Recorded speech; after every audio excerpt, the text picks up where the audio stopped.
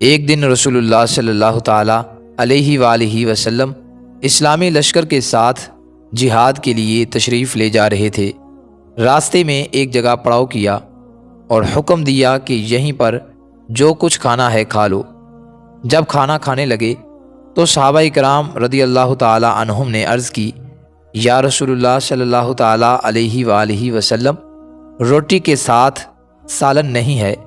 پھر صحابہ کرام نے دیکھا کہ ایک شہد کی مکھی ہے اور بڑے زور زور سے پھنپھناتی ہے۔ عرض کیا، یا رسول اللہ صلی اللہ تعالیٰ علیہ وآلہ وسلم، یہ مکھی کیوں شور مچاتی ہے؟ فرمایا، یہ کہہ رہی ہے کہ مکھیاں بے قرار ہیں، اس وجہ سے کہ صحابہ کرام کے پاس سالن نہیں ہے، حالانکہ یہاں قریب ہی غار میں ہم نے شہد کا چھتا لگایا ہوا ہے، وہ کون لائے؟ کیونکہ ہم تو اسے لا نہیں سکتی۔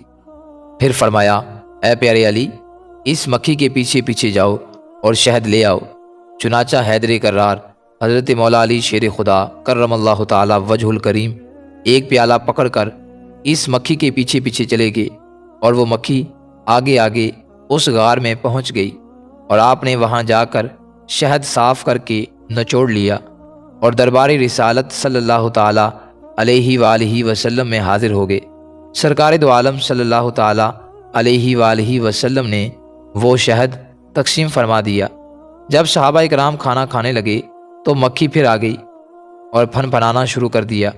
صحابہ کرام رضی اللہ تعالیٰ عنہم نے عرض کی، یا رسول اللہ صلی اللہ تعالیٰ علیہ وآلہ وسلم، مکھی پھر اسی طرح شور کر رہی ہے۔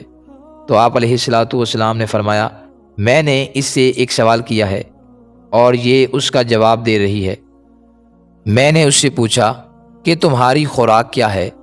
مکھی کہتی ہے کہ پہاڑوں اور بیابانوں میں جو پھول ہوتے ہیں وہ ہماری خوراک ہے۔ میں نے پوچھا، پھول تو کڑوے بھی ہوتے ہیں، پھیکے بھی، بدمزہ بھی ہوتے ہیں، تو تیرے منہ میں جا کر نہایت شیریں اور صاف شہد کیسے بن جاتا ہے؟ تو مکھی نے جواب دیا، یا رسول اللہ صلی اللہ تعالیٰ علیہ وآلہ وسلم، ہمارا ایک امیر اور سردار ہے، جب ہم پھولوں کا رس چوستی ہیں تو ہمارا امیر آپ کی ذات مقدسہ پر درود پاک پڑھنا شروع کرتا ہے، اور ہم بھی اس کے ساتھ مل کر درود پاک پڑھتی ہیں، تو وہ بدمزہ اور کڑوے پھولوں کا رس درود پاک کی برکت سے میٹھا ہو جاتا ہے، اور اس